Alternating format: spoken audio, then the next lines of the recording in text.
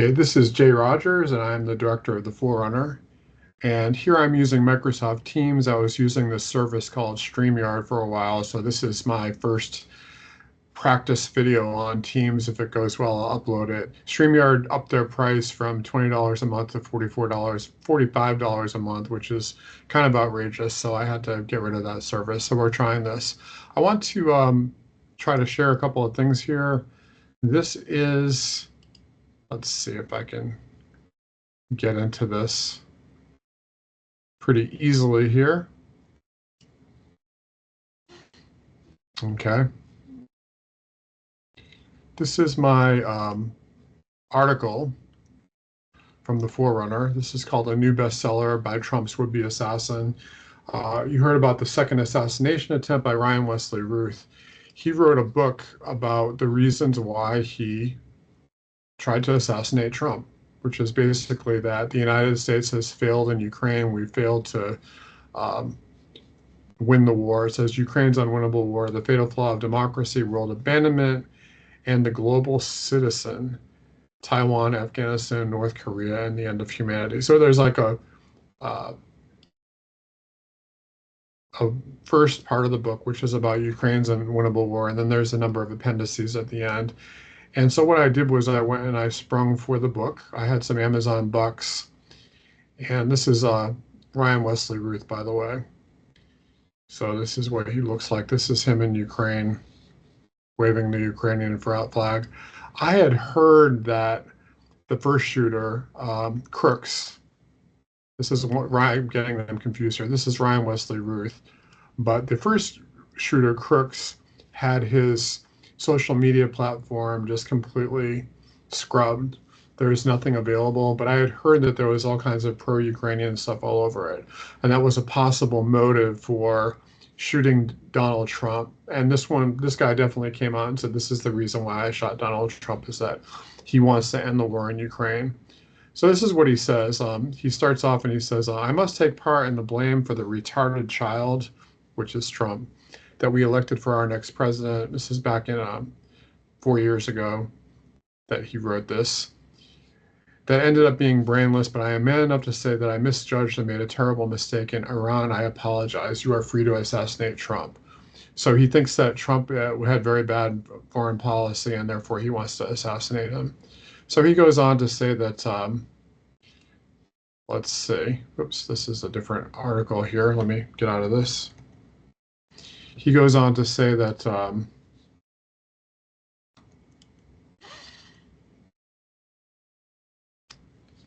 what I did was I spent $2.99 Amazon bucks, and he's either a psychopath or he's rational, one or the other. And that's kind of the little joke I have here. It says, America must be the policeman of the world. And he's upset that if Trump gets elected, that we won't be the policeman of the world anymore. Those who say we can't police the world are idiots, and it's our duty to train people with a leftover communist mindset to think like America and love freedom. So I skim read the entire book, or the Ukrainian part anyway, and so he says that he's very frustrated with Ukraine. They don't want to win, but they expect others to do the job. Further, America must finish the job and defeat all the totalitarian regimes in the world. He says it's our duty to use Ukraine to defeat Russia, even if the Ukrainians themselves are apathetic. He also wants America to arm Ukraine with nuclear weapons in order to demolish Russia to ashes, and the world must hold every Russian accountable and destroy their country. So he spends 2 chapters arguing for that. Doesn't believe in God. Apparently, there's no mention of God or any religious belief in the entire book, but America has to fight for good, otherwise evil will triumph. Therefore, anyone is free to assassinate Trump. So kind of crazy, but this is his argument. We love freedom and peace. Therefore, we need to bring about the order of the global citizen. In other words, we need a global world order with America first, America in charge. We fight wars for peace and assassinate any world leader who stands in our way. We need to fight for freedom even when democracy stands in our way. So I'm just summarizing, but that's essentially his argument. But here's the thing, is he's not crazy. You might think that this is a lunatic, but this is the same philosophy that Biden has, Clinton, Bush, Romney, Graham, McCain, Cheney, Soros, Schwab, Wolfowitz, Libby, etc., etc. going all the way back to the 1990s. The only difference between Ruth and these other people is that he doesn't have billions of dollars and police powers to do this. He only tried to do what the CIA does all the time, all over the world, illegally, but without the sanction of the US government. So the CIA does this, they're sanctioned by the government, they can assassinate leaders, but Ruth cannot. And I would just say he's the fruition of 30 years of brainwashing by the Atlanticists and the New America Century think tanks, you know, the William Crystals, the Victoria Newlands, and who's the other one there? Uh, Kagan, yeah, Kagan is the guy that's married. Robert Kagan is married to Victoria Newlands, and they started this American Century Project, New American Century Project. So either he's not crazy, or our politicians and our political system is run by madmen. Just wanted to read the. We must start at the beginning. This is part of the book here. I would put a little clip here. We must start at the beginning and the collapse of the USSR 30 years ago. We mistakenly handed Russia all of their nuclear weapons and missiles back, which is, he's referring to the fact that there was a treaty in which Russia became the nuclear successor state to the USSR. And a lot of people believe that Ukraine had nuclear missiles. Ukraine never had nuclear missiles. They're on the territory of Ukraine, but they were always controlled by the Soviet military, not the Ukrainian government. They didn't have the codes, they didn't have the launch codes or anything like that.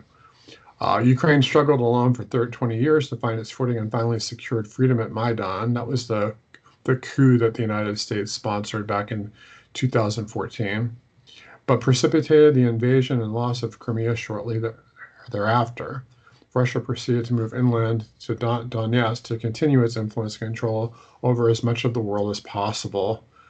It seems the world and its leaders were given ample time to establish military bases and amass a strong force to defend human rights and freedom, yet failed to act again, leaving the door open for Russia and Putin. So I have a friend in Ukraine who often talks about how there's been 30 years of brainwashing in Ukraine, and this is the reason why people are so adamantly anti-Russian and they want to fight this war, they want to kill Russians. And this is what people believe in the West too. So it might seem crazy, but you really need to examine your own worldview, because this is what we're being told by the media. So imagine being a nuclear superpower and giving a military alliance that killed over 1 million people in next door Afghanistan, Iraq, and Syria a chance to set up military bases and amass a strong force on your border. That's essentially what we're asking Russia to do after we've fought all these wars next door to them. Just let us come in, set up nuclear weapons, and we're going to be the policemen on your doorstep. Okay, so that's the video. And hopefully this came out okay. I'll post it if it came out okay. I'm going to be doing all of my videos on Microsoft Teams now, which is free to me. I won't explain exactly why, but if it works out, then we'll be doing more videos like this.